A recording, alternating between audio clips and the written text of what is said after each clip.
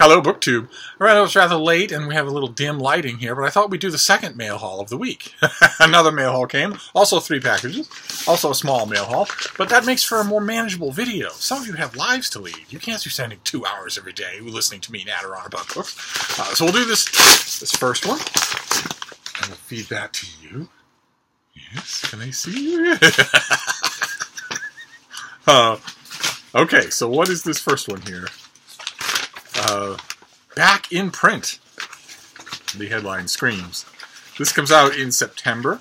This is by Quentin Skinner, and it is Amnesia Nights. That's what it looks like here. Let's find out what this is. I don't know it. John Wright's mind is playing tricks on him. He sees people he thinks he knows, but they are only strangers. His memory flickers in and out of focus. What he does know is this. He has not seen his fiancée, Iris, in over 3 years. Don't look a gift horse in the mouth there, bub. He fled their Los Angeles apartment one night after a fit of rage that may or may not have left her dead. He has been living off a small fortune he stole from Iris's rich, manipulative business father. He bides his time and waits for the police to find him and charge him with his lover's murder. Has he killed her? Is she really dead? Okay. And who's Quentin Skinner when he's at home? He's a critically acclaimed author of 3 novels and a non-fiction books on fatherhood and rock and roll. A former critic and magazine editor. My sympathies. He has written for publications including the Minneapolis Star-Tribune. They've never had me. I'll send them a note. The Huffington Post, Variety, Glamour, and Literary Hub. And he lives in Minneapolis.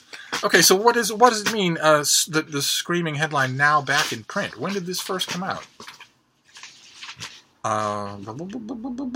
2018. But it is currently 2018.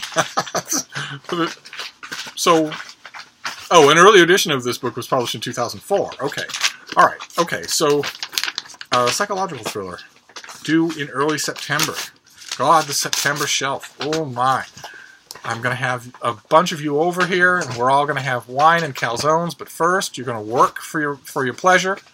And we're all going to attack those shelves. We're going to clear off the August books, move up the September books, sort them by week of release, move up the October books, move up the December books. Oh, we're going to have so much fun.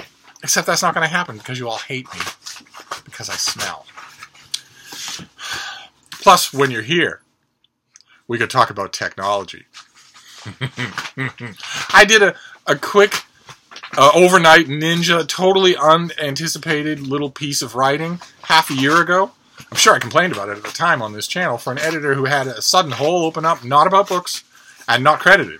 Just a vast amount of text that she needed, or she was going to have a print issue with blank pages. And she came to me and said, look, I know this is outside of your bailiwick, and you might have other responsibilities, and feel free to say no, but I really need this, and you're the only person I've ever met in my professional life who can generate clean prose this fast. I'm wondering, would you? And I did, and I thought nothing of it, and I got a little checky poo today. I got a checky poo in the mail. She did not forget to pay me. She might have forgotten for a while, but she remembered, and when she remembered, the fact that she'd forgotten it all made her extra generous. And that automatically makes Steve think about technology. Now, I had guests here at the house just a little while ago who saw the sheer number of computers that I have here and said, sort of tacitly agreed with me that I probably don't need another one. But you know what I'm curious about? A Chromebook. What is a Chromebook? As far as I can tell, it's a machine that just accesses the web through Google's Chrome web browser. With all the built-in bookmarks that if I call up Chrome on one of my MacBooks out in the other room, the whole thing pops up with the bookmarks still in place, exactly the way I left them. If that's Chrome, well, the question in all of the innumerable YouTube videos that I've been watching on the subject, I always do. I saturate myself with videos when I'm trying to decide whether or not I want to buy a new toy. And the point that they all make is if you can go onto Chrome, the Chrome browser, all of its native functions, all of the apps that it can do. Here, don't grab another package. I gave you one already.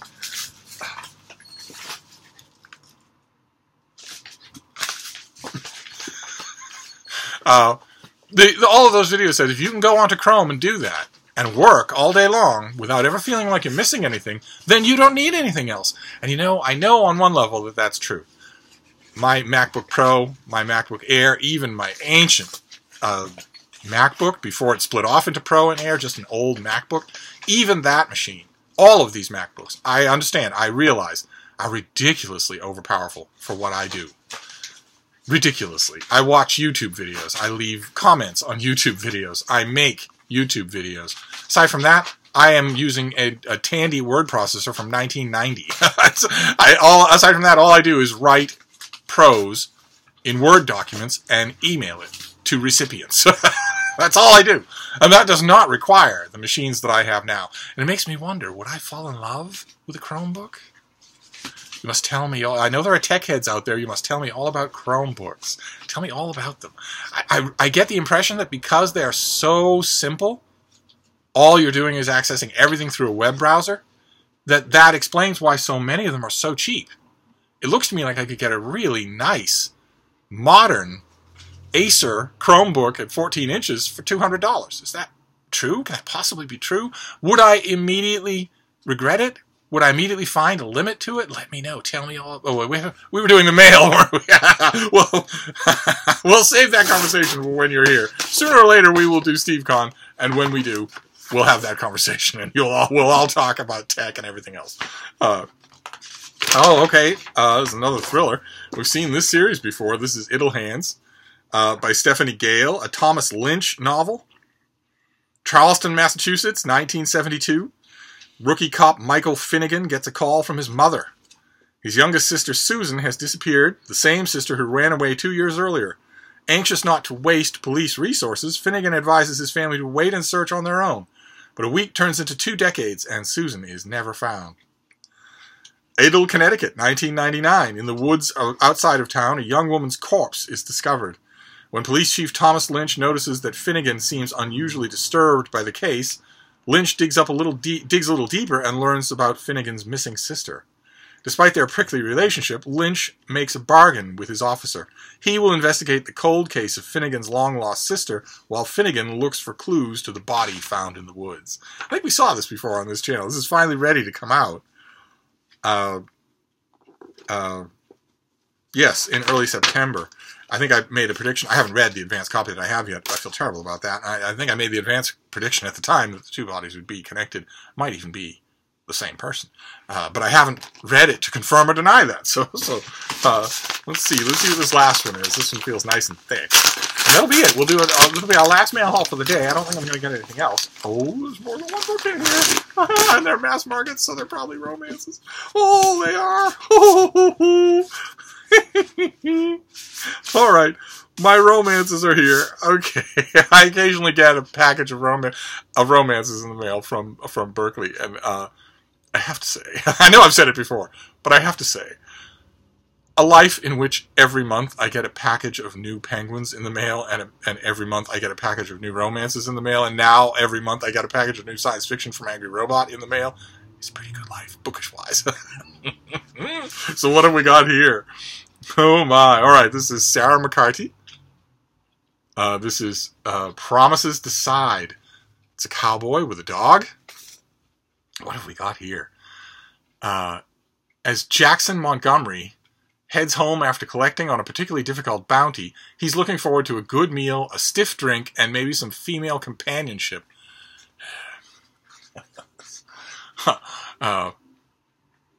But when he sees signs of life in a house infamous for its second-rate construction, he can't resist taking a gander at who's been fool enough to buy this disaster.